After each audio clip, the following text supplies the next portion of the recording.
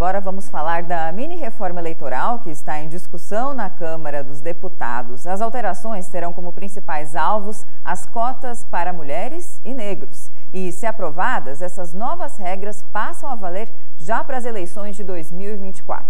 É para falar sobre esse e outros assuntos, como a violência contra as mulheres, que está aqui no estúdio do Jornal do Meio-Dia, a coordenadora do Núcleo de Defesa da Mulher na Defensoria Pública de Mato Grosso, Rosana Leite.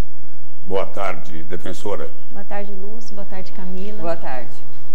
Defensora, na próxima sexta-feira, dia 15 de setembro, é o Dia Mundial da Democracia. Pois é, e nessa mini-reforma eleitoral, novamente, continua no papel, né? Sim, há quanto tempo, né, Lúcio? Há quanto tempo nós temos que pensar de fato nessa igualdade, Camila? Quando nós falamos em democracia, o Brasil, ele vive pelo Estado democrático e de direito. Então, os legisladores e legisladoras constituintes pensaram em um país primeiro democrático e depois de direito. E juntando a tudo isso, as leis devem, de fato, atender a todos os gêneros da mesma forma. Nós temos que pensar nas pessoas em igual peso. Nós não temos igual peso. E só lembrando que as mulheres são maioria. Nós somos maioria, justamente. E infelizmente não ocupamos, né, Lúcio? Somos maioria também nos bancos das faculdades, nas escolas, no serviço público. Não somos maioria nos postos de direcionamento, nos cargos de gestão. Isso nos entristece, porque não reflete de fato a democracia que nós buscamos. Não está de fato abarcando aquela igualdade. As mulheres, o que eu sinto, Camila, e você deve sentir também, é que há uma exclusão histórica conosco, mulheres. E Lúcio, quando nós ocupamos um cargo de poder, de direcionamento, todas as mulheres, elas devem firmar, elas precisam firmar a competência todos os dias. Então isso de fato vem na contramão dessa democracia que nós buscamos, que é de fato a igualdade, já garantida a igualdade de gênero na Constituição Federal.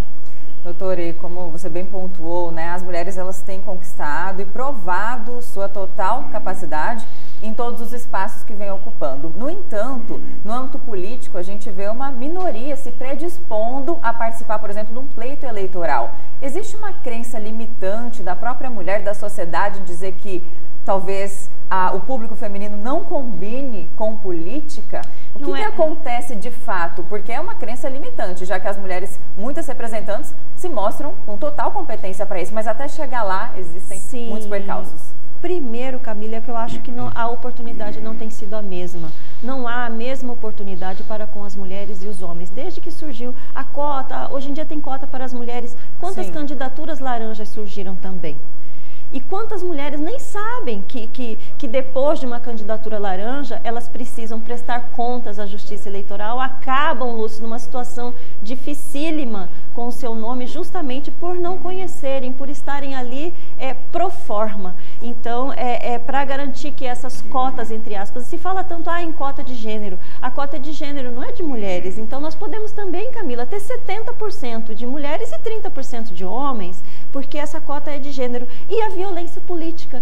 Muitas mulheres temem a violência política, temem a forma que elas serão recepcionadas por conta daquele ambiente, entre aspas, ter sido masculinizado por tanto tempo, por conta do ambiente doméstico e familiar ter sido restrito às mulheres e o ambiente fora de casa dos homens, o ambiente de decisão dos homens. Então ainda há Mas hoje a realidade já mudou bastante. Na política ainda estamos longe. Você já imaginou, se nós cruzássemos os braços, todas as mulheres do país, por um dia, o que nós causaríamos ao PIB? Eu não tenho nem noção o desastre que seria. Defensora, a senhora falou agora há pouco aí sobre as mulheres laranjas na política. E aí é o seguinte, isso novamente é obra dos marmanjos, dos homens que não valorizam a candidatura ou as candidaturas femininas. E aí, aquilo que acontece no campo político acaba se refletindo na sociedade. A violência física contra a mulher também explodiu no país todo e também aqui em Mato Grosso. Além disso, tem um caso específico, violência política de gênero. Queria saber a opinião da senhora sobre esta censura esta punição branda, leve e mansa com o deputado Gilberto Catani, que comparou, ou como ele gosta de falar, fez analogia entre vacas prenhas e mulheres feministas. É entristecedor, né, Lúcio? É muito triste nós nos depararmos com representantes ainda aí falando da democracia, nossos representantes tendo esse tipo de posição, Camila, não pensando que devem abarcar a todas as pessoas, que ali estão representando, não é um segmento, estão representando todas as pessoas e devem nos representar. Nesse caso aí, a senhora acha que as mulheres é que foram punidas? Totalmente, Lúcio, totalmente. Eu penso que todas nós mulheres fomos punidas, porque também nós fomos punidas pela fala difícil que nós ouvimos, que ecoou de forma muito dolorida para todas as mulheres, com certeza. E o que nós estamos vendo a respeito desse tipo de situação? Leis, Lúcio, construídas de homens para homens e não para as mulheres. O corpo das mulheres não tem sido valorizado, nós não temos hoje direito de falar abertamente sobre o nosso corpo, enquanto que os homens já têm direito há tanto tempo.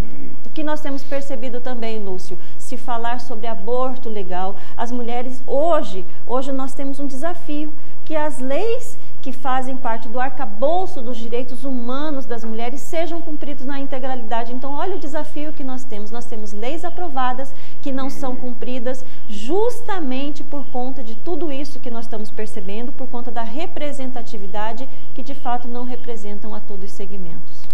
Doutor, e estamos nos aproximando, como o Lúcio até citou no começo da entrevista, do Dia Mundial, né, da democracia em todo o mundo, e muitos países ainda estão longe dessa realidade. No Brasil ainda temos um pouco mais de liberdade, no entanto, a violência ainda persiste, inclusive a violência política. De que forma que as mulheres podem evitar que isso aconteça para quebrar esse ciclo, né, da violência de modo geral e também na política? Sim, nós precisamos de mudar todo o paradigma social, não são só as mulheres, nós precisamos de quebrar paradigmas dentro da sociedade, não somente as mulheres. Se fossem somente as mulheres, eu acho que nós já teríamos uma realidade, todos, até dos homens uma também, realidade diferente. Deveria ser. Sim, nós precisamos quebrar esses paradigmas, fazer com que homens e mulheres de fato olhem para toda a sociedade da mesma forma, para que a igualdade de fato seja uma realidade no país, o que nós não vislumbramos ainda. O Estado democrático e de direito ainda é diferente, Camila, quando nós mulheres não podemos transitar as ruas